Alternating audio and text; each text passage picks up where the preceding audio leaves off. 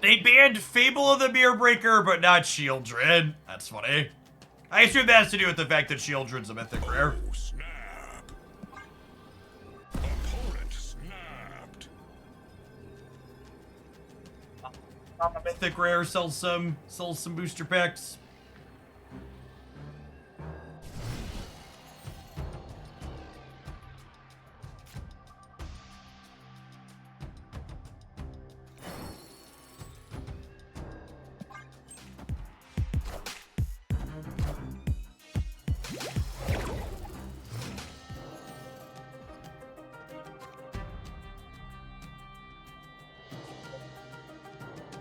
Old Mobius here. We'll put Human Torch. We'll put Ghost Spider back down to her lower cost.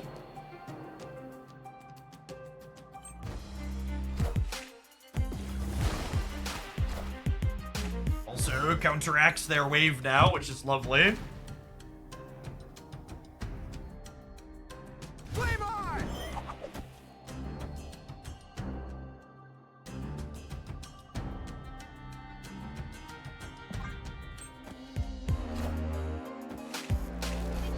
Ravona Wave Sentry.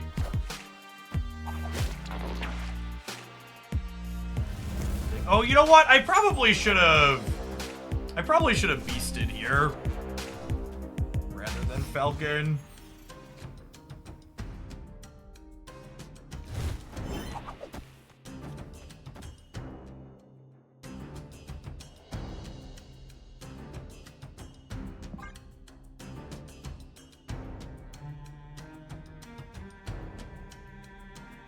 Oh, we probably stopped a Galactus from happening. Yeah, that's a good call.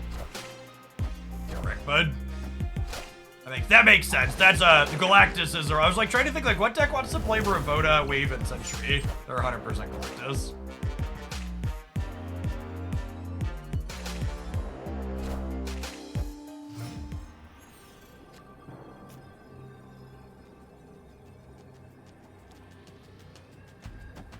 Okay, chat. I don't know if this deck is good, but this is certainly. If this is wrong, then I have no desire to be right.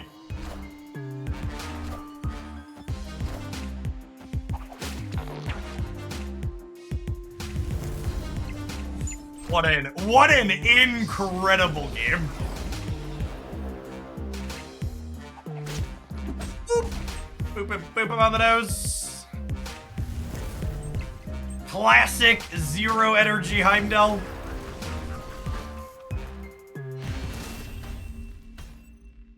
Victory.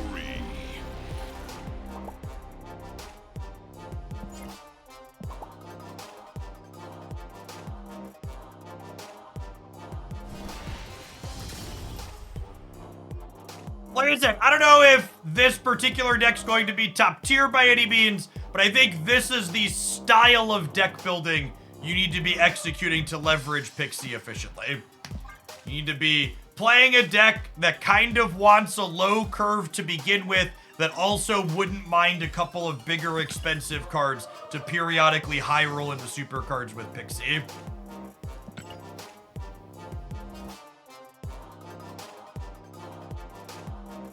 So the extra wallet people currently have a site-wide 20% discount off that my code does not stack with. So it's technically 25% off of the full retail price of the wallet, but it's only an additional 5% off of what the site's currently showing with their spring sale.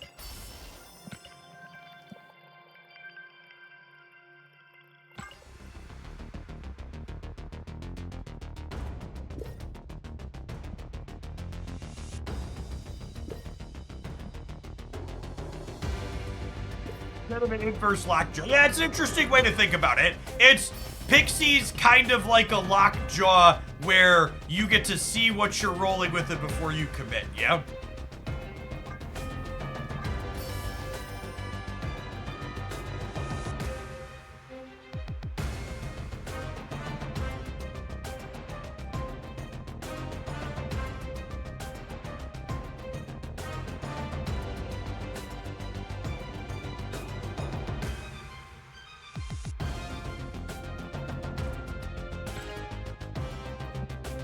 Alright, let's play another, shall we?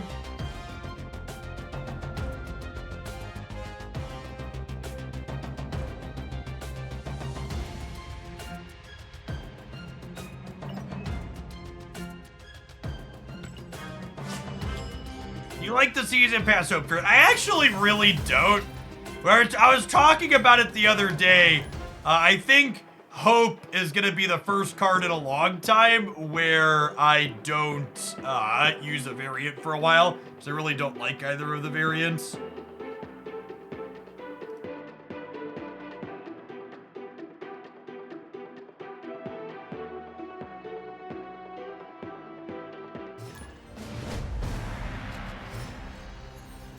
Her base art is good, and both of the variants are kind of mid, in my opinion. You like the Pandart. So I actually really like a lot of the Pandart cards. It's just the hands and the perspective of the hands in that particular piece for Hope Summers I'm not a fan of. I've talked about this with Dan Hipp a lot too, but I think it's difficult for groups of art that have as many pieces as like Dan Hipp and now Pandart get into the client for me to ever be like, I like all of this art.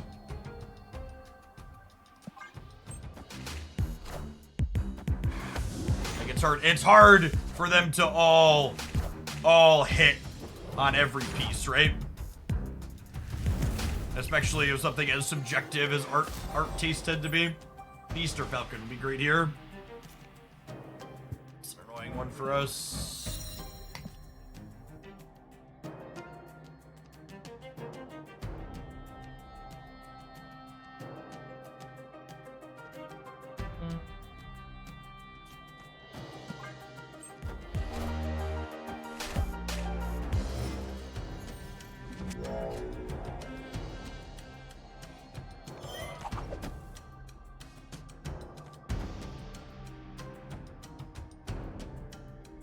Do I dislike this enough to get rid of it? I don't know.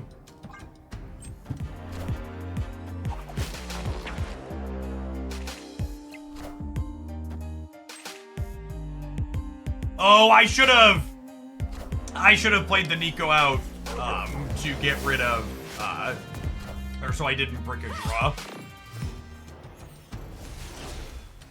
I should have done.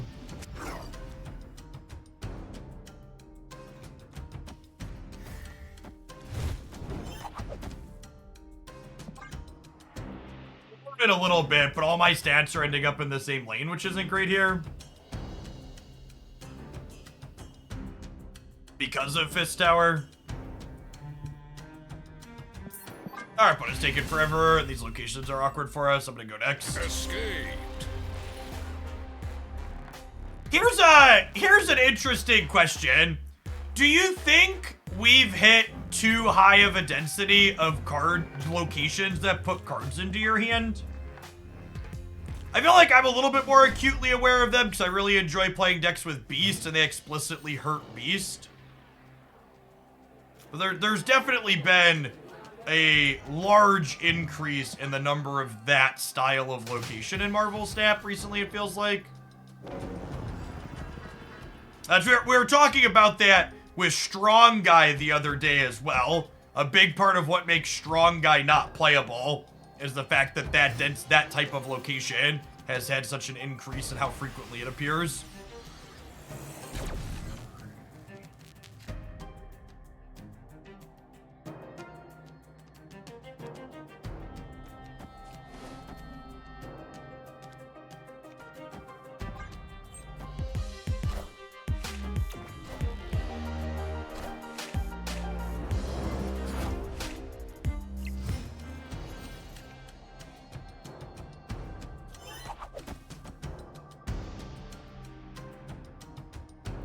Snap.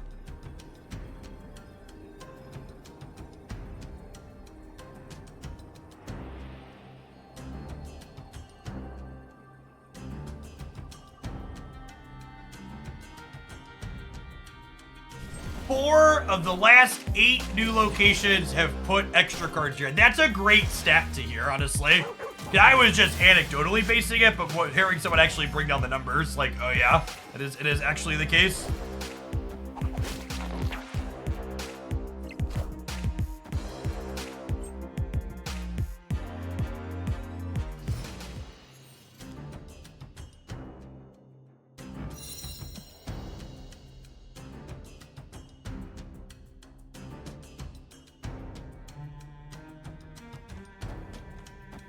I think I want to hold Ghost Spider to navigate where Vulture's gonna end up at, yeah?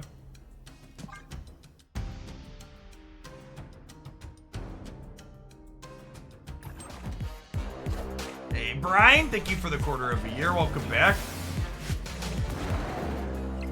I think we actually want to hit Devil Dinosaur here, although obviously not Mind Stone would be ideal. Nice. Look at him do his best Shang-Chi impersonation.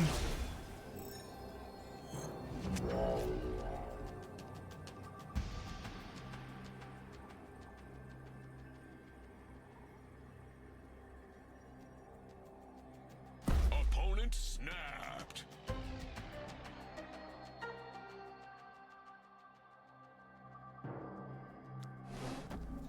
Wrong place, buddy.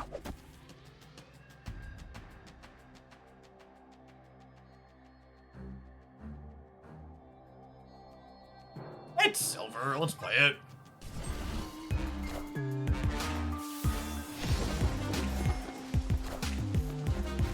I am inevitable.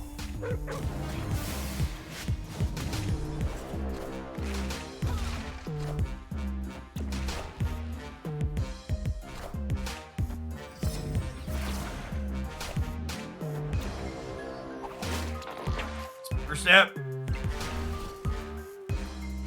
Did they not realize they had priority, or did they not realize that Shang-Chi doesn't kill 9 power things anymore? What it feels like one of those two things didn't happen there. They probably messed up priority. Shang-Chi's been killing 10 power things for a while. Opponent snapped.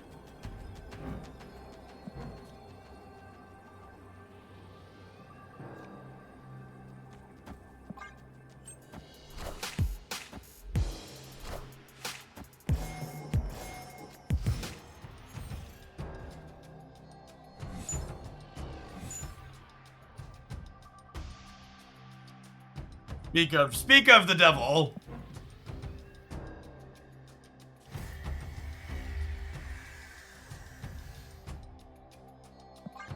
I think I'm passing this turn so I can try not to spew this. It means I miss a card draw here, but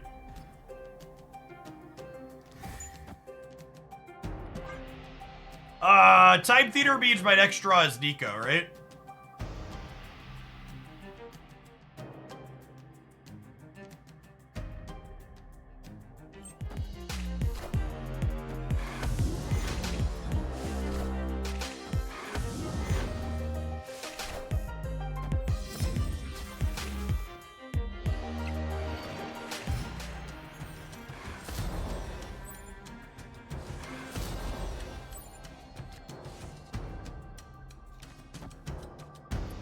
Whatever.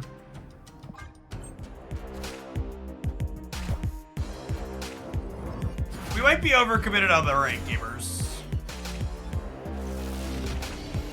I guess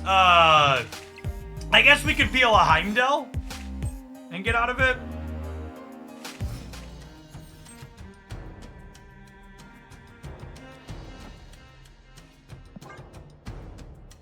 Because Heimdall wins the right on his own.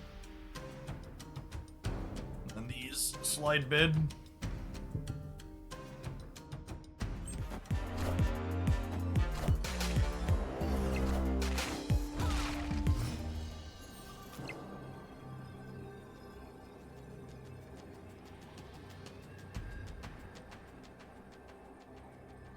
Once again, Spider-Man 2099 just being here like, why am I so much worse than Shang-Chi?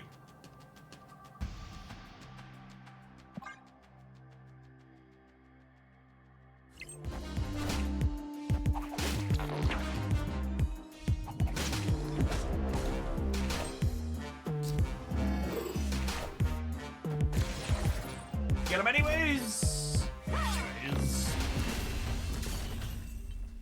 Victory.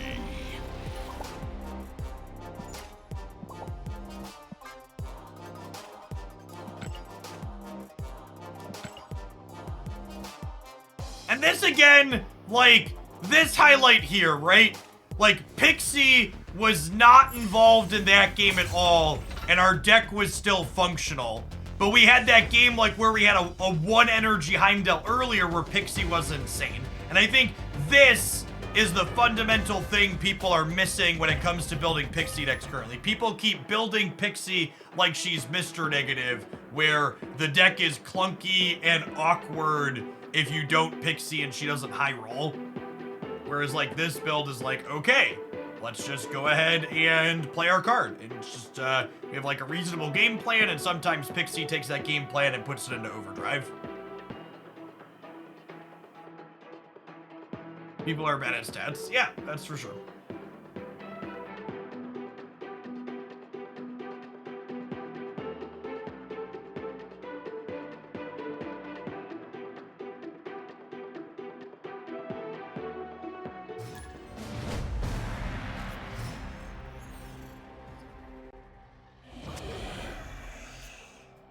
Opponent snapped.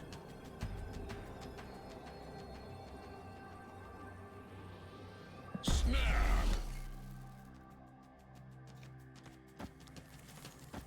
Iceman doesn't do a whole lot here, but... yeah, Beast, let's do it. Is Pixie a game changer, or can I hold my keys? So, I do not think Pixie is likely to be a card that will be omnipresent and in the best deck in the format that you have to be competitive. However, I think Pixie creates new archetypes and puts power into other older archetypes like this one in a way no other card in Marvel Snap can do. So I think if you want to use your resources in a way where using your resources gets you the most new decks for the use of your resource, I think Pixie's a wonderful pickup. But if your goal is to be a miserable, sweaty, competitive player, Pixie is not the next blob. You can pass. She's not going to go into all the best decks in the format. I think if you're someone like myself who really enjoys brewing in Marvel Snap, Pixie is a phenomenal card for brewing.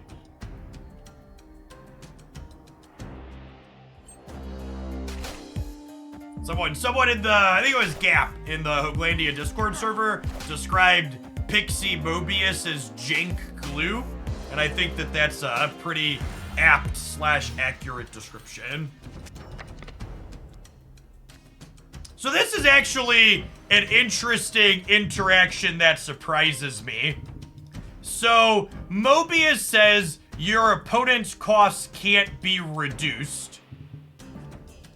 But this is increased and then reduced. I would have expected this to be, I would have expected this to cost me 1 this turn.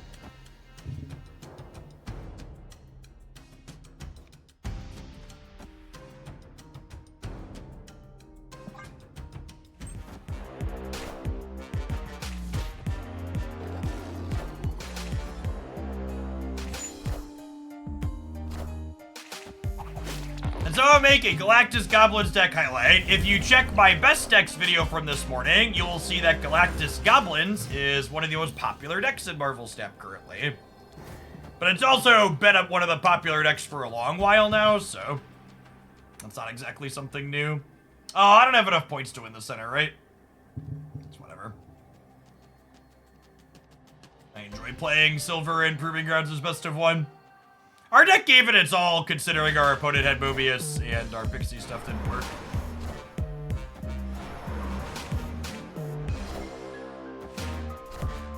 Unlucky. I see.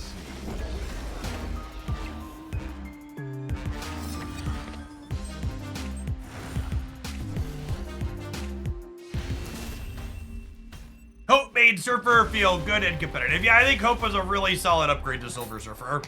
My highlight tonight on the Jeff Oakland channel will be Hope Surfer.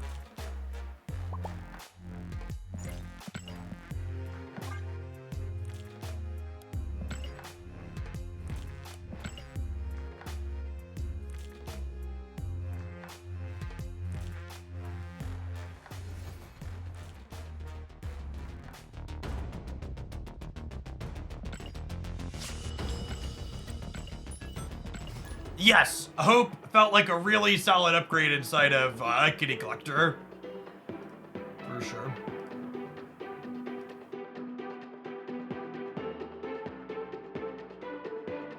I 100% think Hope is going to be a meta staple. She feels very Zabu-esque in that she gives the kind of mid-rangey decks the ability to cheat on energy to a degree. Is something they are very interested in being able to do. Opponent snapped.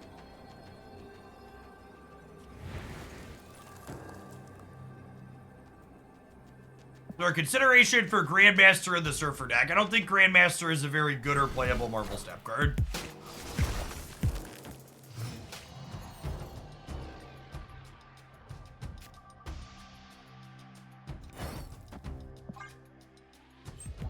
Gotta still instead of locations for us. Any hopes for a Kitty, Hulkbuster, Moon Girl Hope deck? I think Moon Girl's probably something that's a little bit too difficult to leverage and all that.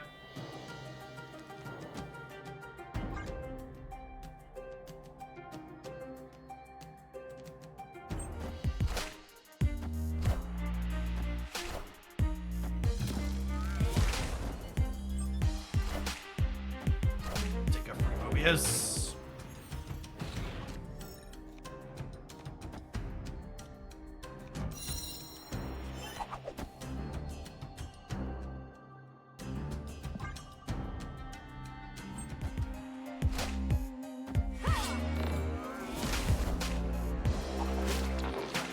Grandmaster has a lot of hoops to jump through, and I don't think his stat line makes sense. I would concur with that.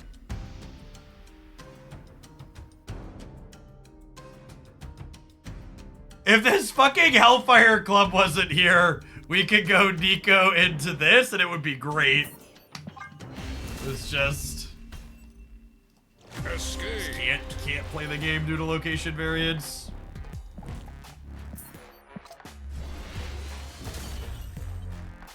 Classic move deck problem. I mean, unironically, it is. Like, one of the reasons why the move your cards around for payoffs archetype struggles to be competitive in Marvel Snap is because of location variance.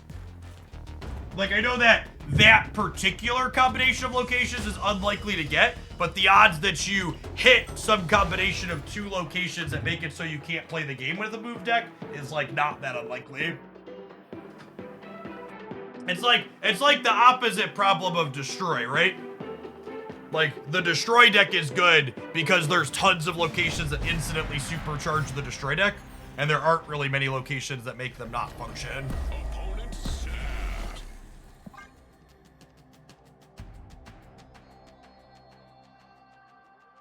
Can you say that move sometimes makes it so you get into locations that you wouldn't be able to get into? That's actually not something that happens particularly often. And those locations have to be on a very specific side of the board in order for that to be an outcome that's going to happen for you. So no, I would say more often than not, locations do not benefit you. Should move play Magic, Scarlet Witch, Rana. You just don't have room to play cards like that in your deck while also executing your same linear game plan, right? Like you're kind of forced to choose between advancing your own game plan or mitigating location variance, and you don't have room to do both because you need payoffs and enablers. Yeah, Sanctum Sanctorum's like the best example, right? Like sometimes you're gonna have Sanctum Sanctorum on the right side, and then you still can't get into it as a move deck, generally speaking.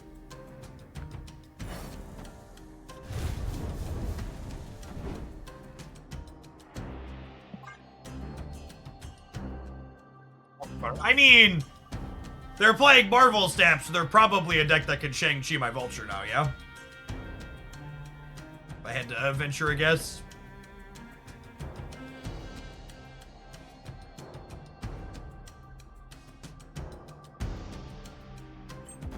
I also was kind of hoping to beast.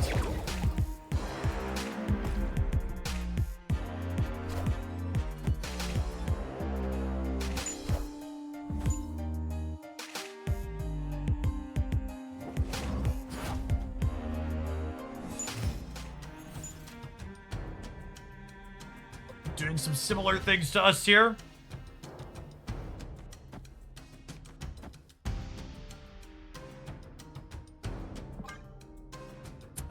That's a sweet draw.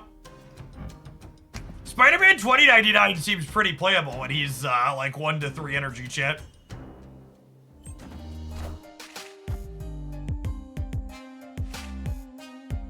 Hey Dudley, thank you for hanging out, appreciate it. You are also a 2099 enjoyer.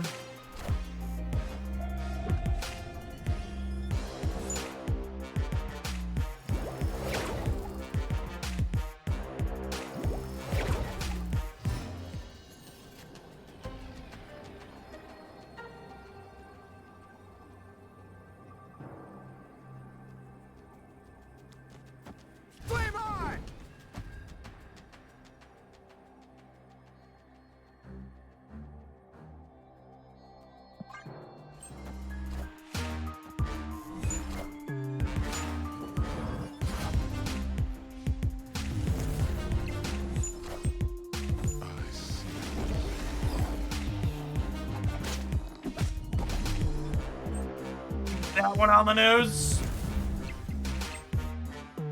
I assume this is also a Heimdall from them, so their 29 is gonna flip a coin. I think we win regardless of the flip though, right? Because we're up on the tiebreaker.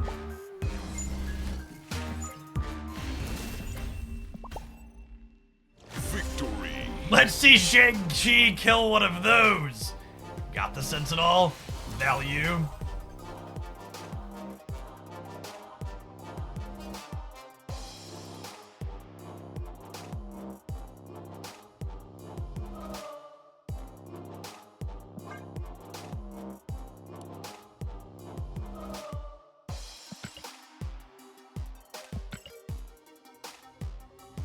Jeff played a mirror match deck-based Mac match, you confirm. Yeah, exactly.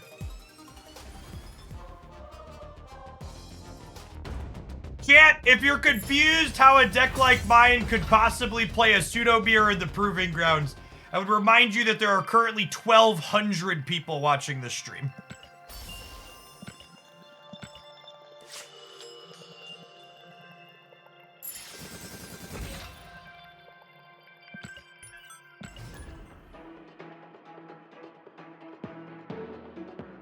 That's true. Plus YouTube. Yeah, there are 300 on YouTube almost.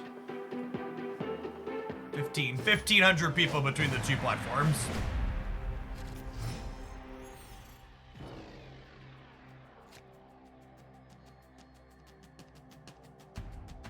Oh, snap.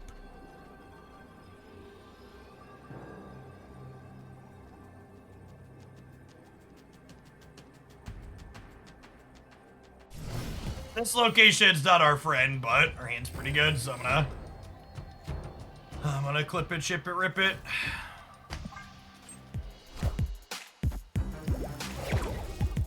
And my pokey stick back. Thanks for the mini scoots. Certainly.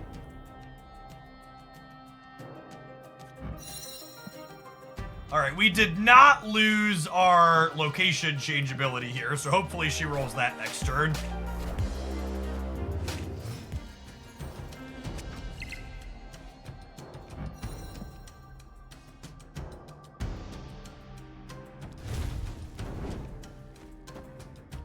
Okay, chat, I'm just gonna say it. If this is wrong, then I simply do not want to be right. Fist Tower is like a scotch awkward, but like this is gas.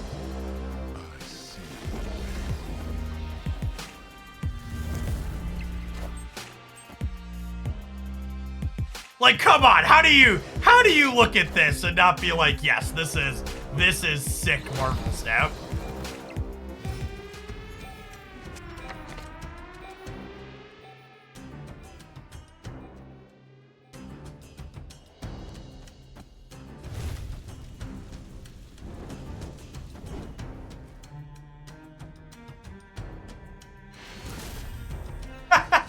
Victory. Oh man. That's so sweet. Pixie, so people keep asking me if they should open for Pixie. Chat, Pixie's one of the sweetest cards to release into this game in months. Probably since Nico Minoru, honestly.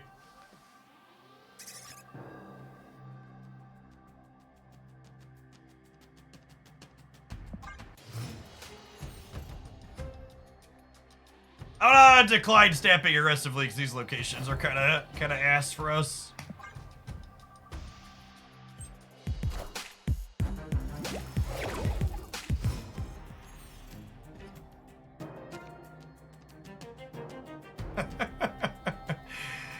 Well,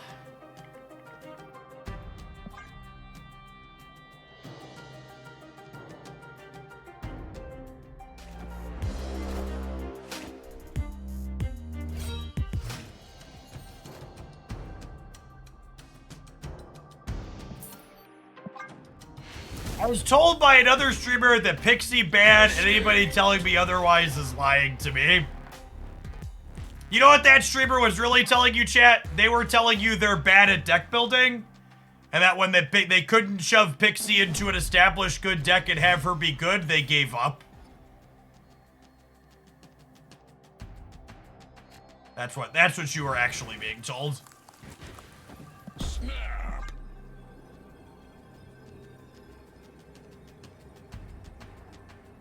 Do you have any advice on playing against Pixie? When I've been playing against her, I've been struggling a lot with their output range. You're going to struggle. It's part of the reason the card is good. Is because it's difficult to play into their output range that you don't know.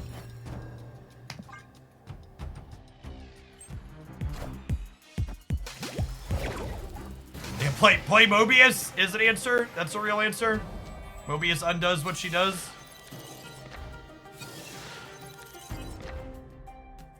Oh my god, our Iceman hit their Modok. That's so good for us.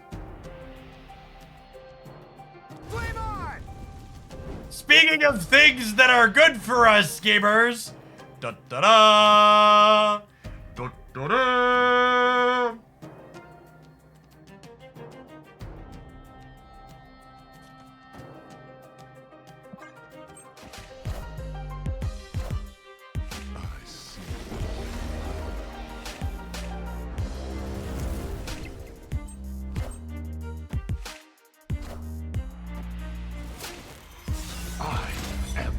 Fine, I'll pick up Pixie. You didn't have to do it 2 games in a row. LOL. But I did. I did have to do it 2 games in a row, chat. Because it's awesome. Holy crap.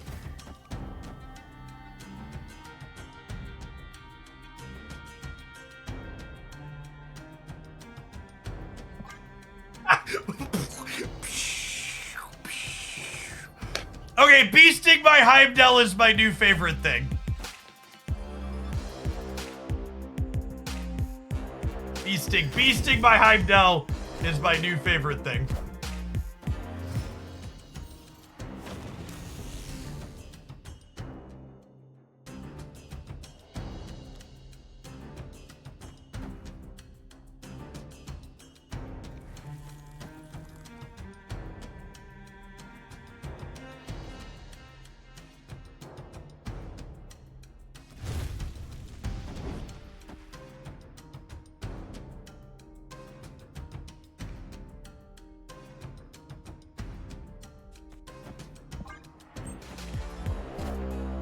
Minions to me.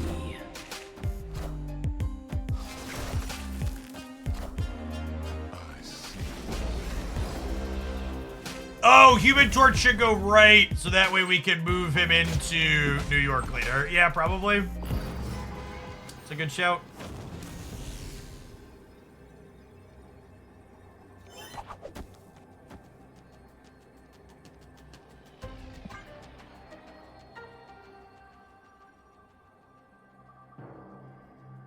This is probably fine, right?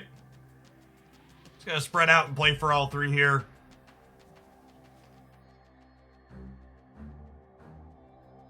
Maybe I'm supposed to move Vulture into New York in case they move Dracula there. Although if I move Vulture into here and I'm moving Heimdall out with Human Spider or Ghost Spider, I only have 11 left here.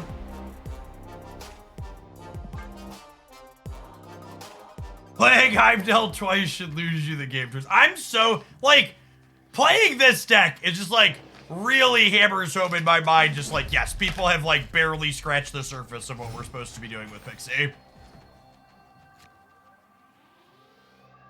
Just, like, not a clue. Snap.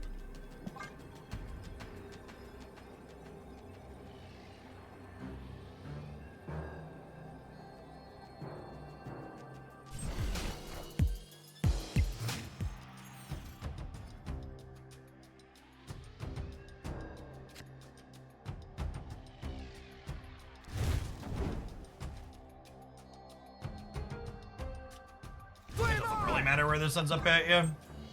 Falcon next turn. Ew, Heimdall in hand. That's true. Heimdall in hand is less exciting than Heimdall in the deck.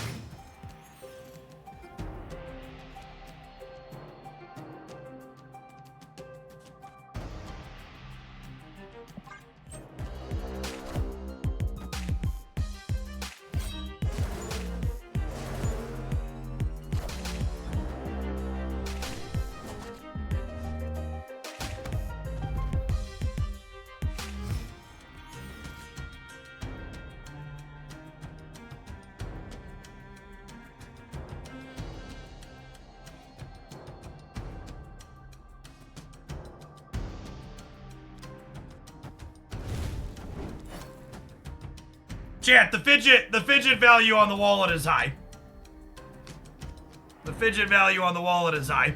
Like I sat for hours on the couch the other night, just like while I was watching TV, pressing the button to shoot the cards out. It's definitely wonderful fidget energy. I think it's this, 'cause I would really like to try and roll a cheap 20.99 for next turn.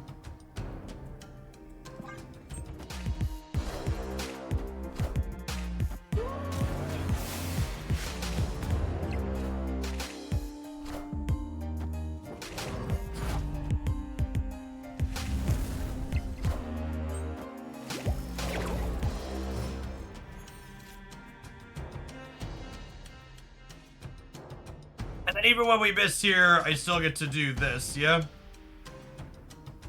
And then next turn, I get to go Iron Fist, Human Torch, Heimdall.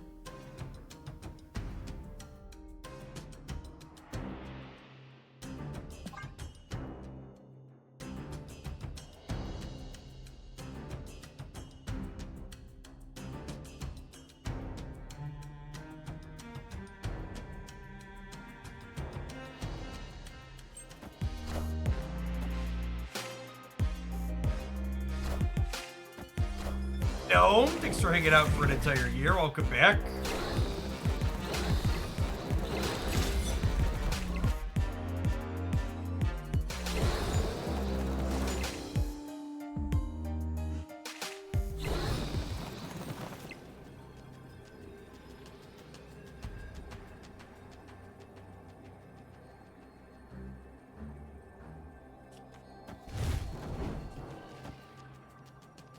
Is this enough? I'm only gonna have 18, 21, 22 in the middle.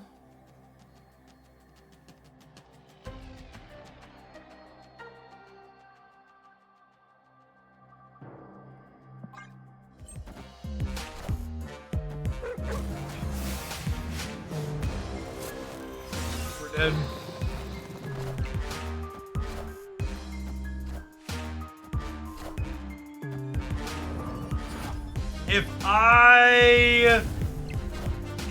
If I would have played the Heimdall left and left the Human Torch right, we would have had 9 and 16 as 25, 20. Yeah, I could have won by not fisting the torch to the left.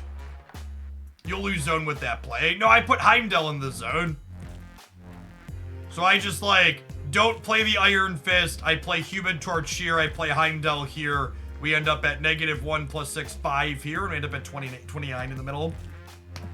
Would have been the play to beat them there. It would have lost to Apocalypse in the center.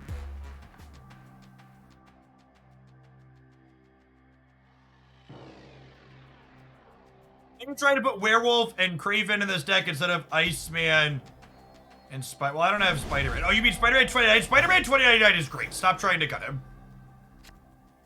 This is like the first deck in the history of Marvel Snap where I look at this card and I'm like, yeah, this is good. This is fine.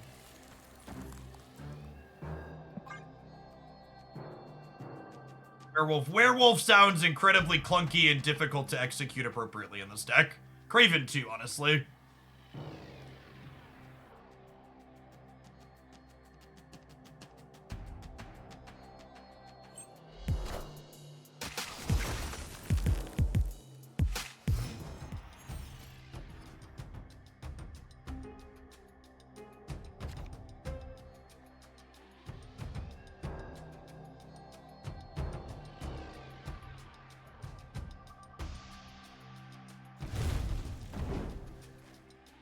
Probably dead here. These locations are pretty bad for us. This Pixie just doesn't really accomplish anything yet because 2099's in play and Heimdall's in hand.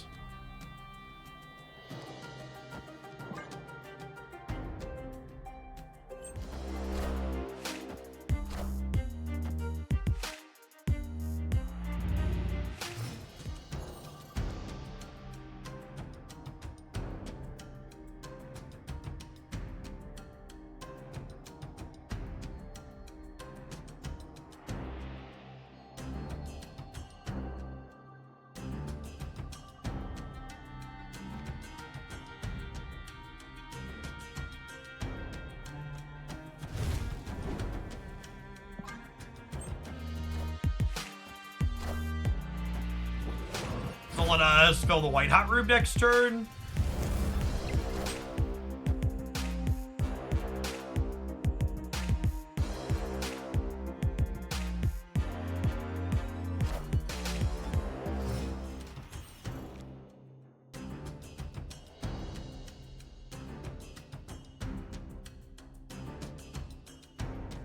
Flame on! Just do this. Seems great.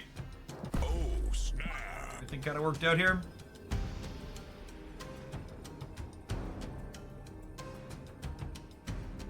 This gives me enough energy next turn to play all 3 of these plus Heimdall.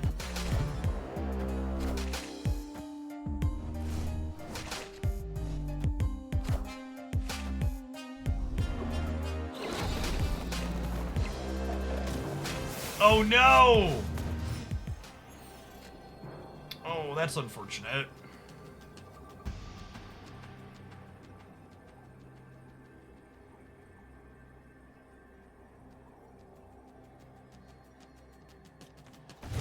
I think this wins the game. Is 12, 14 and enough in the center enough? They have an Infinite. I think this is the play to win line. Minions to me. Good stuff.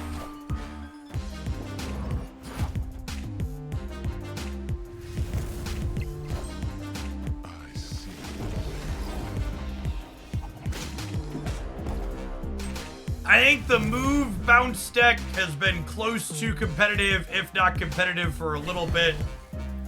And I think this particular build feels like an improvement on that close archetype. It's also worth noting that we won this game 66% of the time, right? We were also beating Infinite landing here. The only place we lost was if Infinite went center.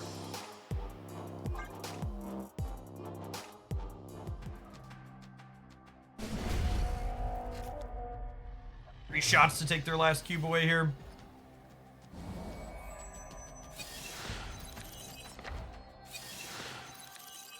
They could have literally any of the cards in our hand. So they were all 2.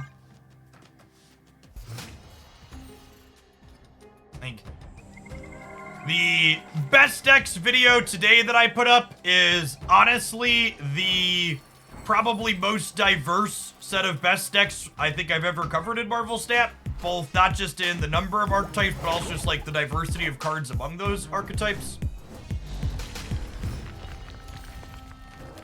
I think there's a lot of things you could be doing that are reasonably competitive in this format. What a terrible set of locations for us. Just like two things that make our Falcon worse, and then White Palace, which also made our Falcon worse.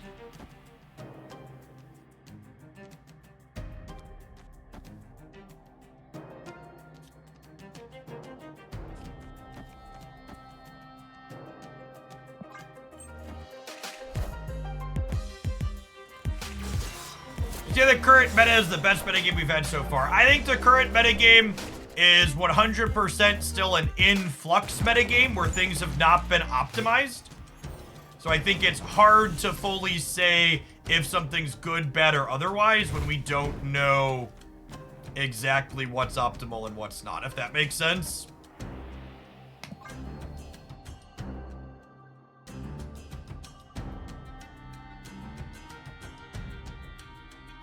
And we're honestly, this current state of the metagame is one where we're never gonna get to know what's truly optimal in it. Because we're never gonna know what's truly optimal in it, because by the time we might get close to optimizing this metagame, the patch is gonna drop Tuesday, yeah? Which will have more card changes in it.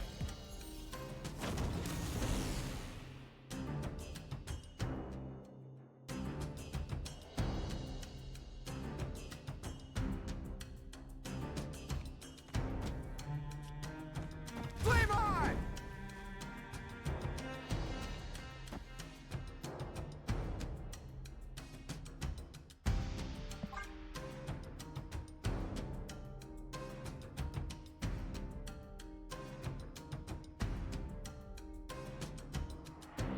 We might still lose this game just because the board's so cluttered.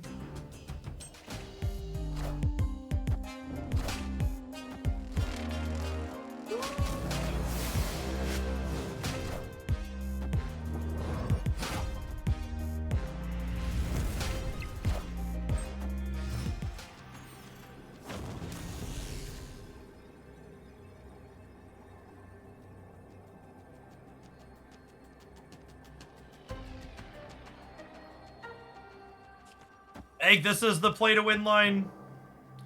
We just like hope this rolls up Spider-Man 2099 and that's enough stats on the right. 1 in 3 for that to happen. I think it takes metas longer to settle down the more cards have been released. I think the power level of those cards is what matters, yeah?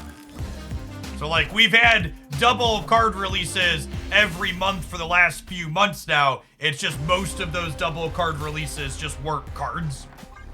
If you look back at the metagame shifts that happened up until Corvus release, we didn't have meaningful playable cards released basically for all of January and February and most of December. Like before Corvus, Blob was the last relevant playable card. That released in Marvel Stat. You better take longer so down the more cards. Oh, you mean total card pool? No, it's actually the opposite. The bigger the total card pool is, the more likely it then becomes that new card releases aren't impactful. Call didn't really impact the meta. Call was a playable card that slotted into a deck that was already tier 1/tier 0. So, like, I'm not saying there weren't playable cards, I'm saying there weren't cards that really impacted the metagame.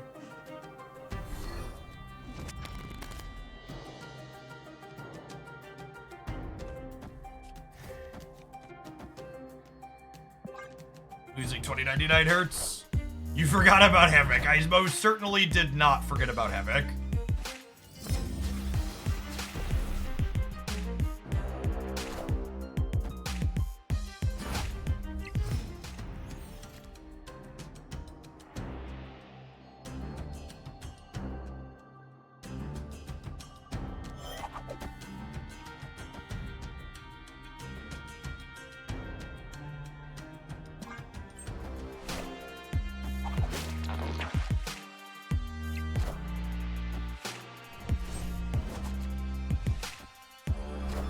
Oh, in my brain, I was picking Vulture back up with Falcon because my brain's bad this morning.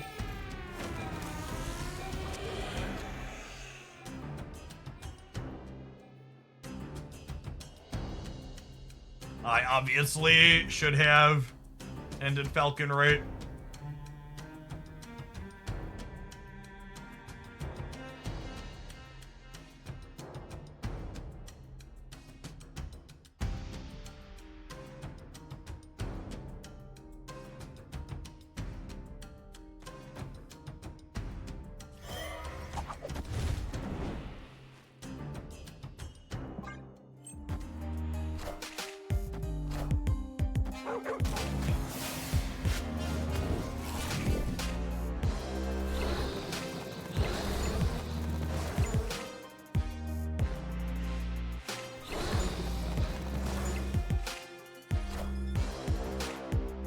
Does their hand all swarms then? Understand that correctly?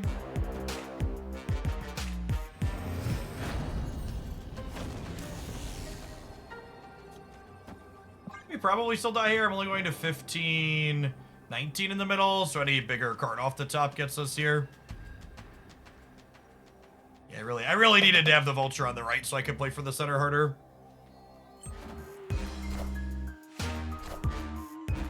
Oh, I missed by one. Technically by two, because they put the breaker. By a lot. If they would have drawn Infinite for the turn, we'd have won the game. Or if I would have set up Vulture appropriately. Alright, we gotta play Rubber Band match now.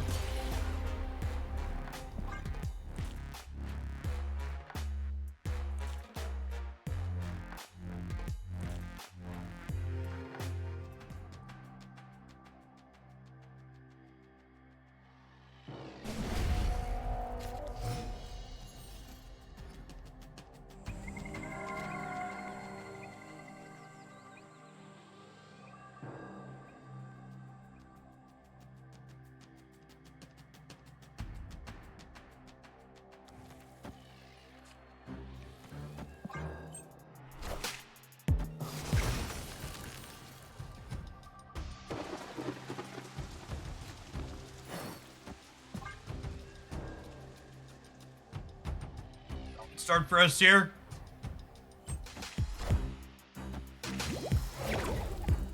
Eight rounds, what did you walk into? You walk into me having made some mistakes in the last game and a couple of the ones earlier.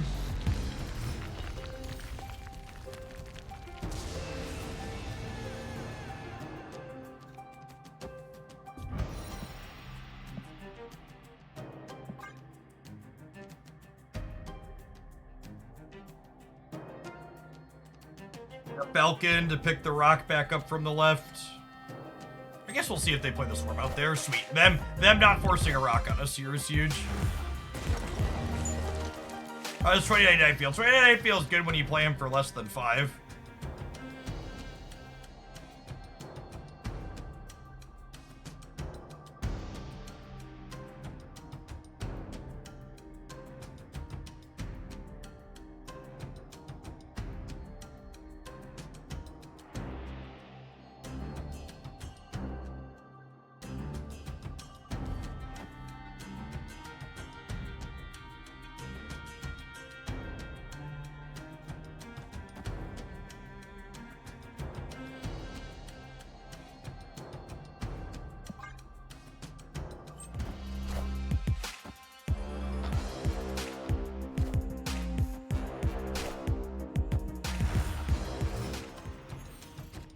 Great, we have priority by a little bit. Can we snipe this dog in the center?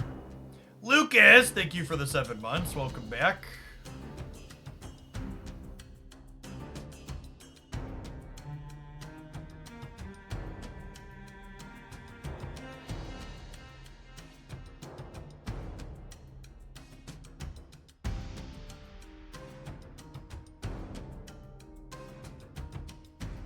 Haven't discarded much this game, only a swarm.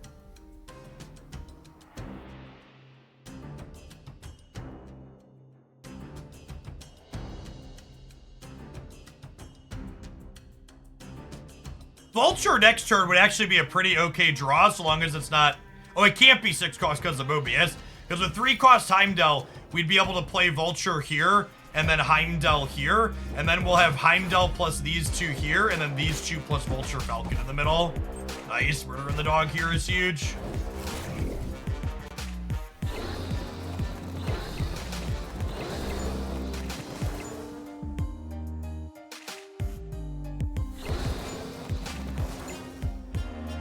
We are 25% to draw Hela, chat.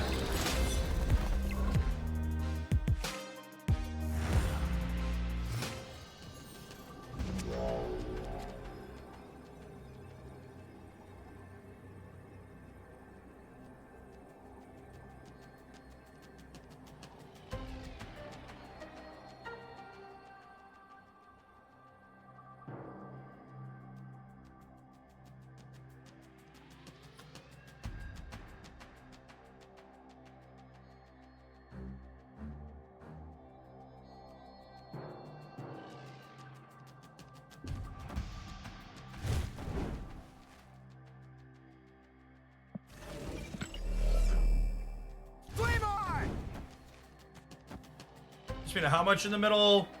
14, 18, 21. 21 loses to 2 swarms here. We know they have a bunch of swarms in hand.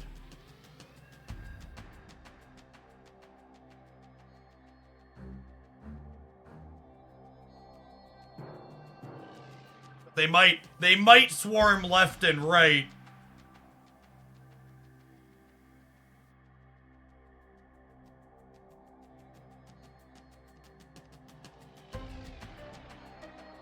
But they could just play 3/2 energy things, chat. They put to the 3/2/3s could get us. If I do this, just playing 2/2/3s here beats us. And if I play for the right, them playing 2/3s here and 2/3 here beats us. Just fill the left. Yeah, that's probably the play. This loses to them playing one big thing in the middle, though, and then obviously we're hosed if they drew Hela. Which is probably what happened after we hemmed and hawed. Oh, I also just knew they had an Apocalypse. Yeah, there was nothing we could really do here to be deterministic, yeah? No matter what I do, we're at best a coin flip. Because they had the Apocalypse and the swarms. Again, to the people that keep telling me Mobius turned off the swarms, you're not paying attention or listening to me. The thing I am talking about is they have 3 2/3s in their hand. And the plays that I can make to beat Apocalypse in the middle lose to them playing 3 2/3s out to other locations on the board. So for example, if I play all 3 of these cards here, winning here and here, it's still just a 50-50 coin flip on what they do, because they could play a swarm here and they could play swarms over here. I have 0 lines that deterministically beat Apocalypse Center while simultaneously beating mixtures of 2-3 swarms left and right. It's just a pure coin flip at the end of the game. Have some adverts, gamers.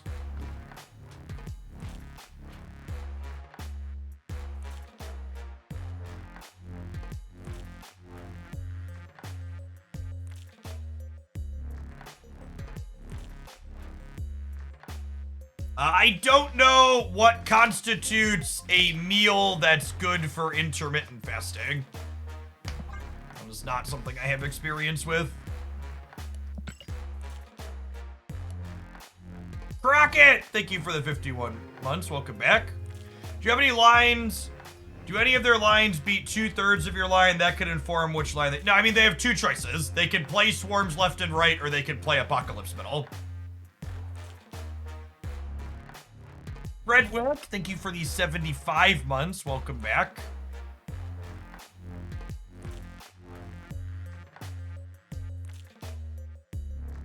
Isn't the point of intermediate fasting just to eat normally within a certain time range? I have no idea. I am not a dietitian, and it's not something I've ever personally done.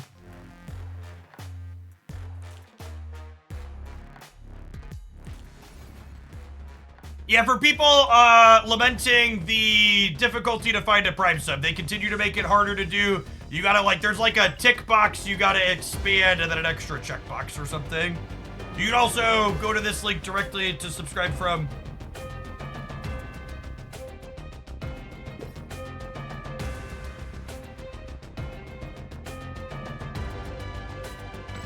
Oh, Fahey, thank you for the 15 months. Welcome back. Appreciate it.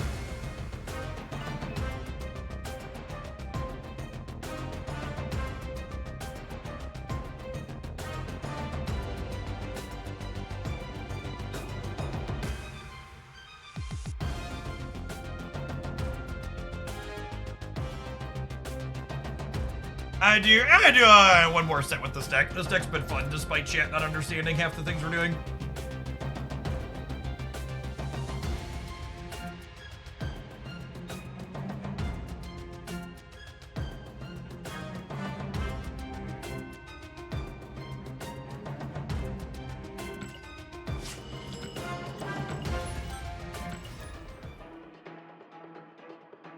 Isn't that chat's usual emote? Nah, it's more prominent when we're playing a deck with Bounce and then Pixie convolutes things further. Pixie's a card that a lot of people have had a really difficult time grasping the play patterns and lines with. Snap. More so than is typical.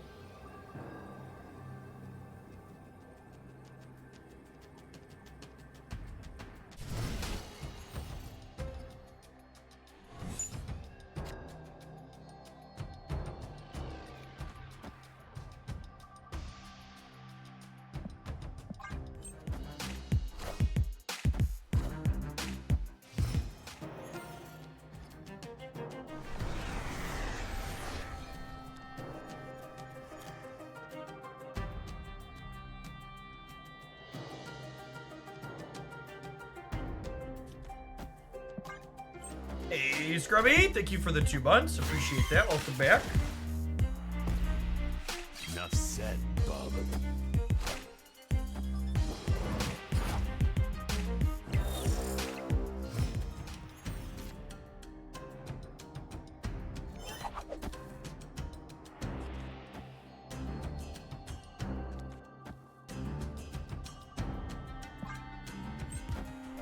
It's just this. The Subterranea makes playing Pixie out less appealing.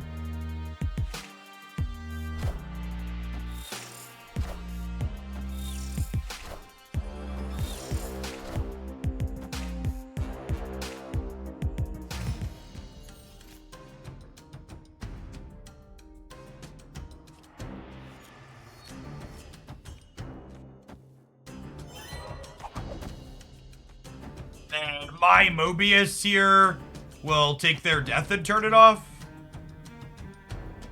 Which is quite lovely. We get to enjoy the cost reduction.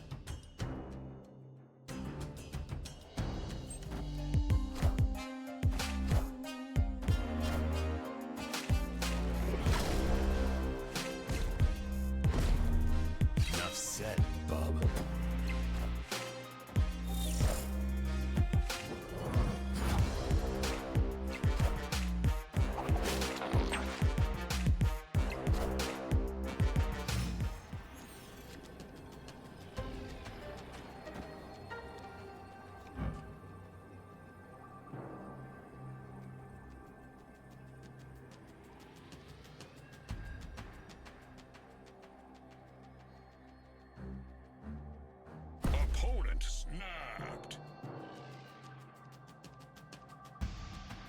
It's the proving ground, so we're staying. I think it's this is the line. Cost of 1 hit, 2 more shall take its place.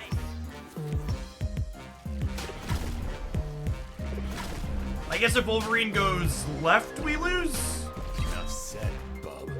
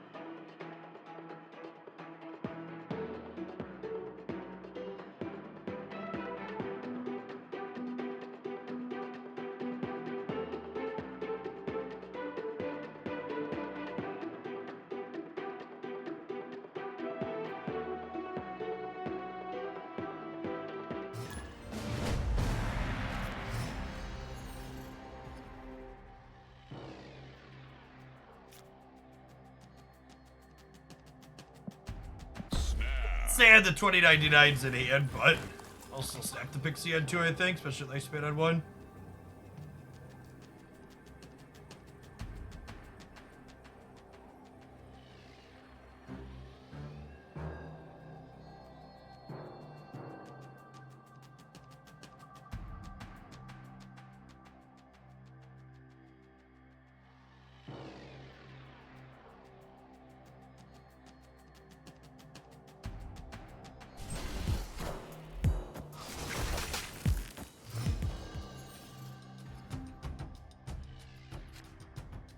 All the Hope Summers deck, which one is your favorite? The Moongar one? The Moongar one's pretty sweet.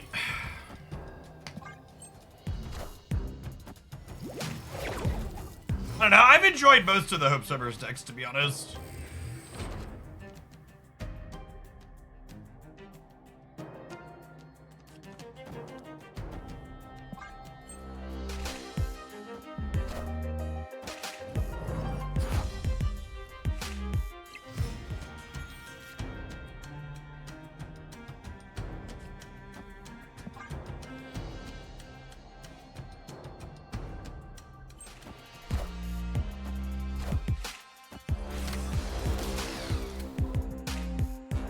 Wind, aid my hand.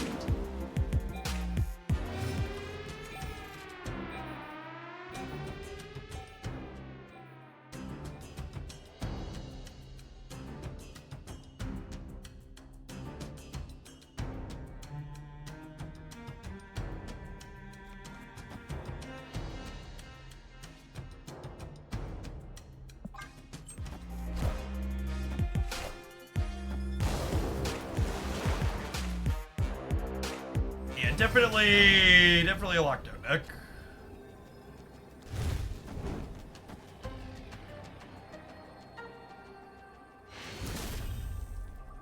Victory.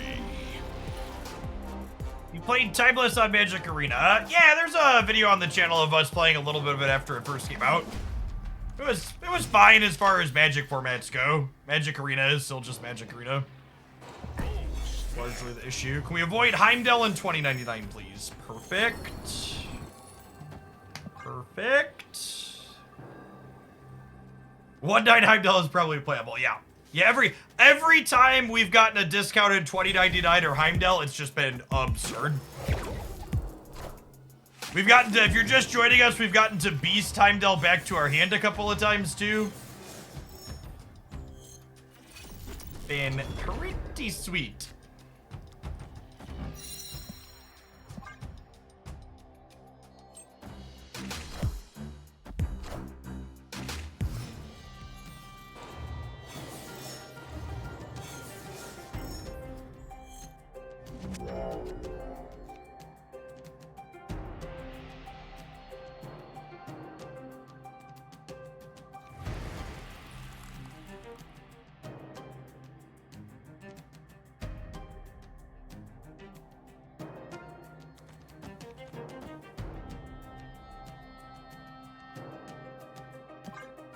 Little aggro. Wind, aid my hand.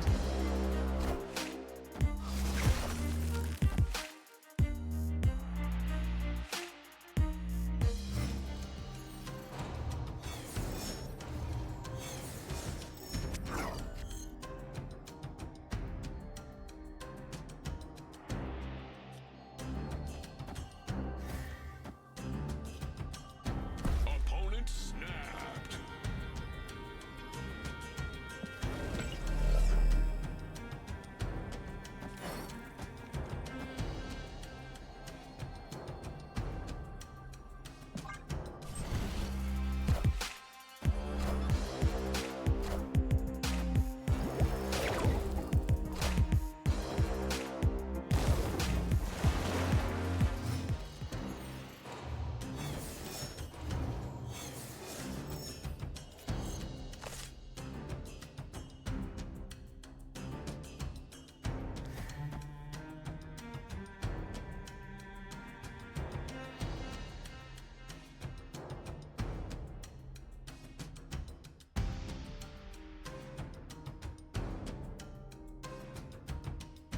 think I'm just supposed to do this.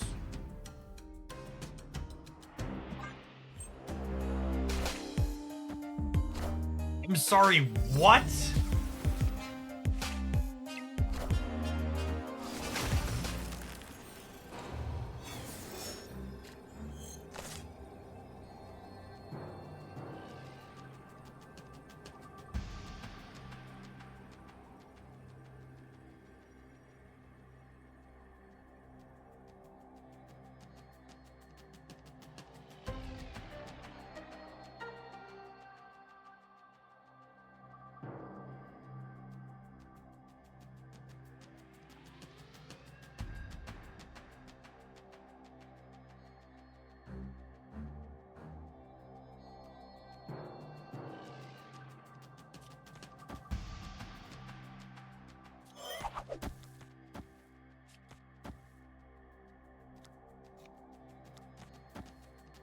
I might be right to leave here. Doom rules all. Oh, we beat that, yeah. I see. Feels close. They have combinations of non-2 cards that win this for sure. Victory.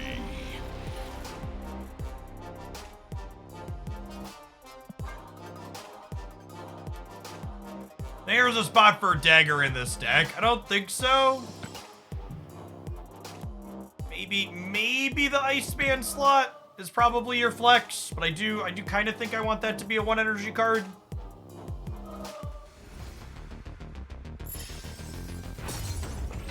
That's it. All move decks, 1/9 Heimdall. Yep.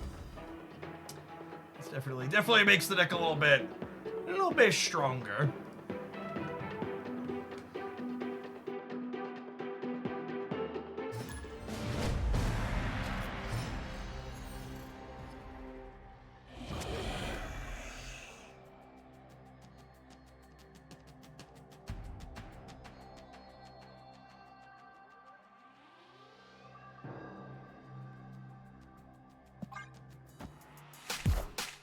We did beat the lockdown deck, yeah.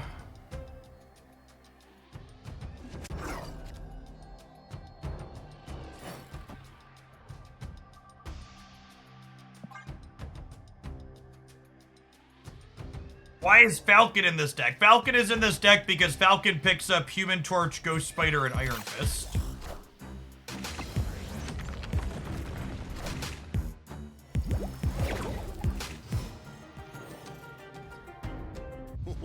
This land is always changing. We go next year. Escaped.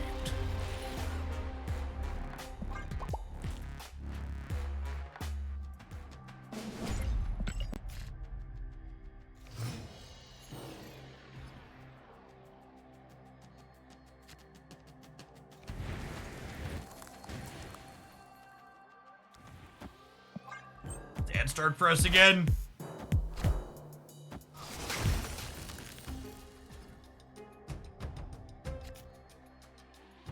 Okay. Pixie could still be upside. I don't know, stop the nebula from growing.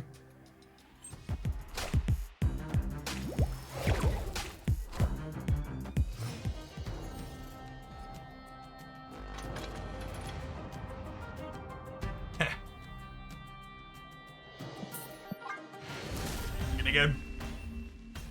Pixie's animation is really clean. Both mousing her over the board and when she comes into play and targets your deck. Very well done on both counts.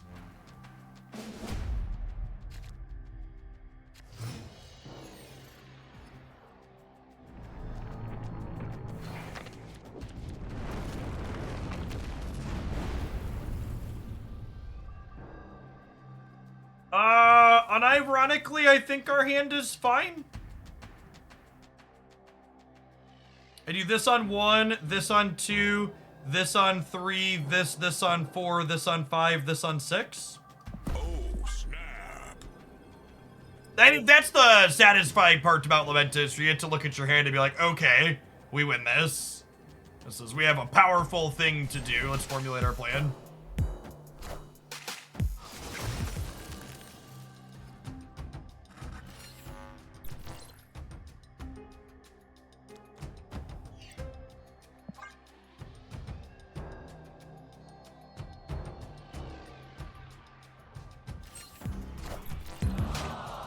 Location have not been kind to you this match. They have not.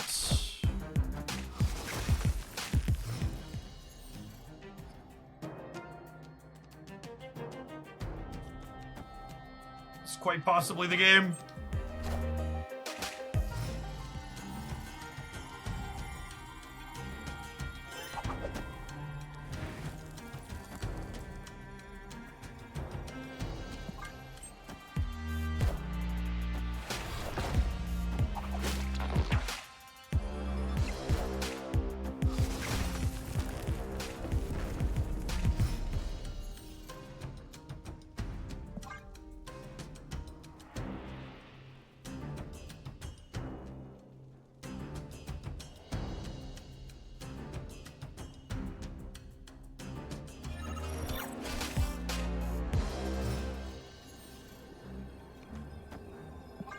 I think this might win it a good chunk of the time.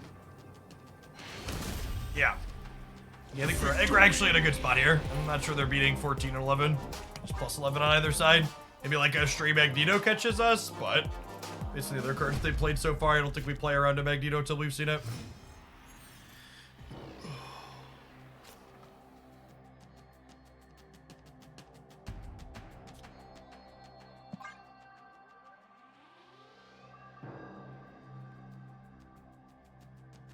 Bullseye has been data mined for ages as a 1-drop that draws you a 2-drop. Yeah, I'd be kind of surprised if he releases with that text box, though.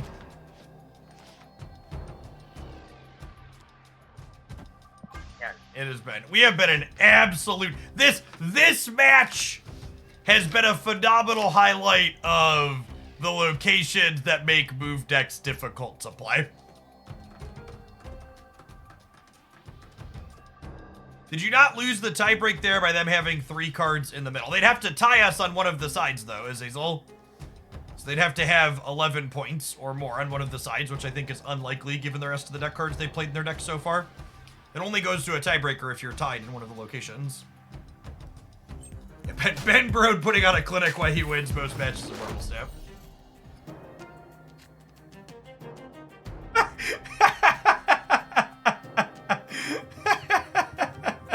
Come on.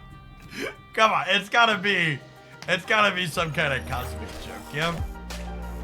Wind, aid my hand.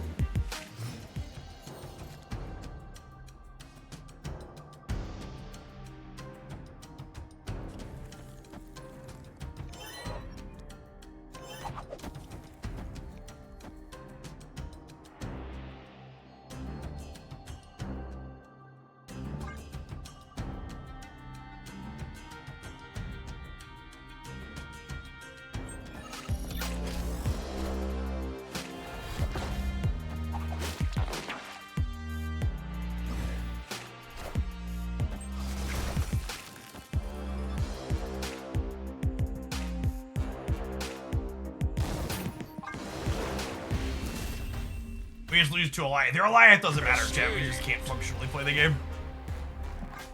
Allianth is the least of our concerns. Ben Brode won this game, not us. Yeah, the opponent is incredibly hesitant to raise the stakes. Hey, look, one of the 2 locations is beneficial for Archetype. If we don't draw Heimdall next turn, I'll probably snap on the Pixie into Mobius, but I'm gonna wait and see if, what's it called happens first.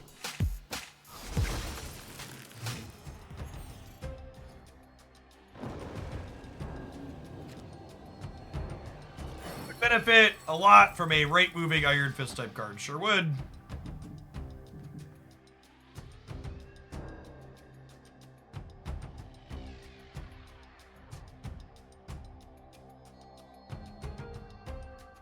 That's true. Supergiant is also not amazing for us. In addition to location variants, the rest of this has not been great.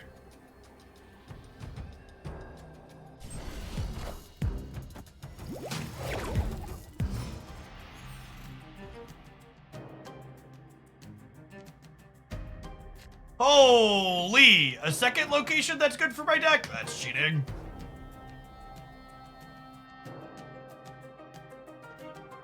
That's not allowed.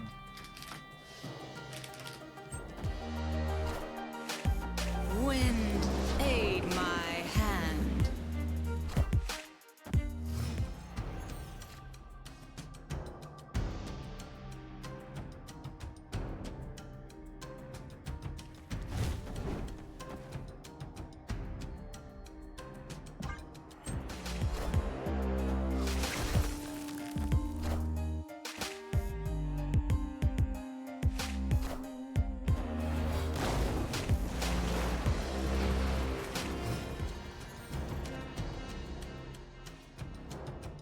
Oh, we're just dead again, right?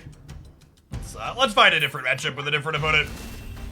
I don't think our Super Giant is not nearly a popular enough card for our deck to really be concerned with it. It's definitely very good against us for a variety of reasons.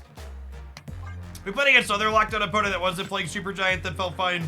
I don't think I'd make any adjustments for that.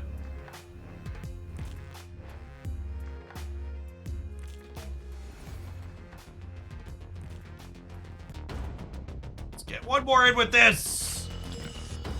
Take an ad break. We'll play something else.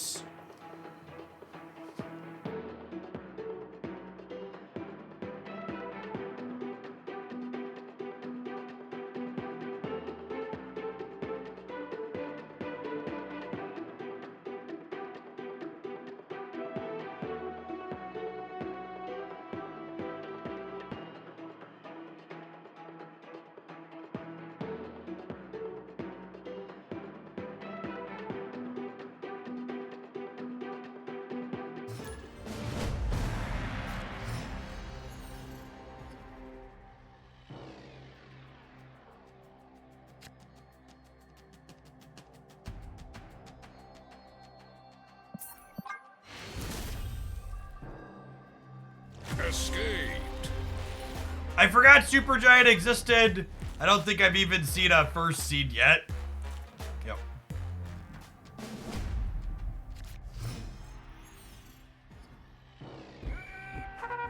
Think you'll watch X-Men 97? Nah, probably not. Not a big cartoon comic book guy.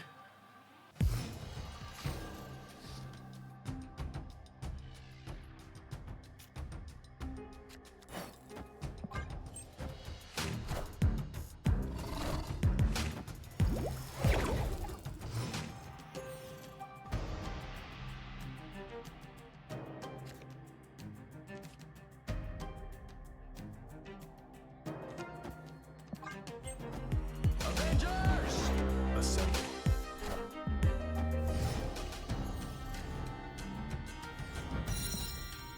Flame on!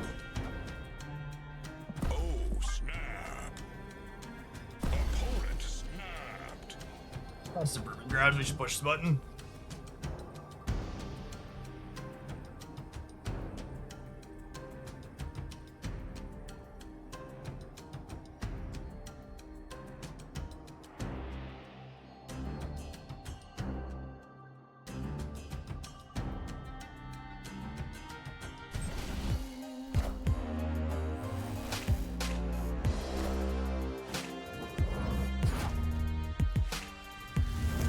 Bro 5, maybe?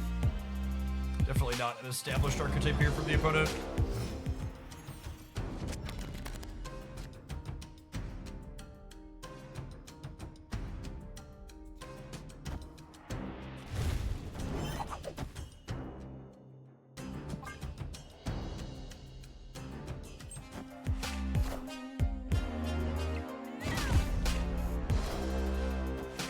Yeah, I think they're playing Cerebro 5.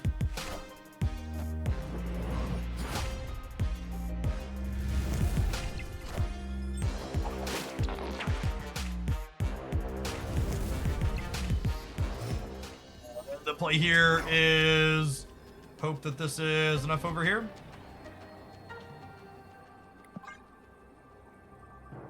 Go to 14, and they'll go to a lot more than 14 in the middle, 32, 36 in the middle.